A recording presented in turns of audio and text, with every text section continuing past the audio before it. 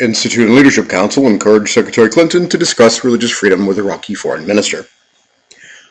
On July 16th, Secretary of State Hillary Rodham Clinton met with Iraqi Foreign Minister Hashar Zebari.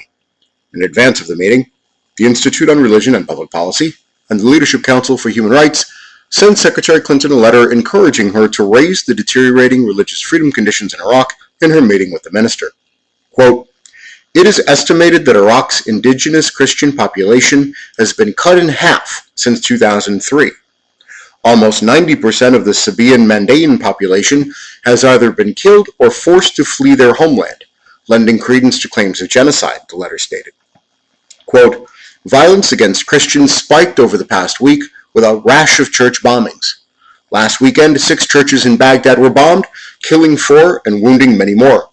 On Monday, attackers detonated a car bomb outside a church in Mosul, injuring 3 children. Attacks on churches have increased recently and signal a dangerous trend for Christians throughout Iraq." Quote, "Women and children are also suffering immensely from the ravages of an ongoing war. Women are regularly killed, abducted, forced into marriage, and raped," the letter continued.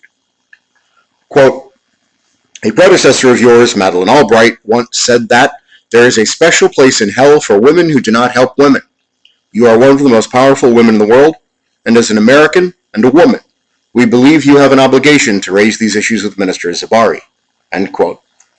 The letter provided Secretary Clinton with recommendations on ways to improve the religious freedom conditions in Iraq. Quote, "Enacting legislation that provides greater protections for minorities, women, children, and all religious groups is a necessary first step.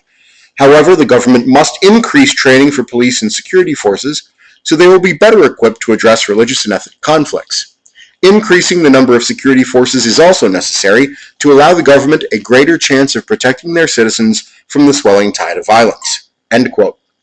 The full text of the letter could be found on the Institute's website at www.religionandpolicy.org.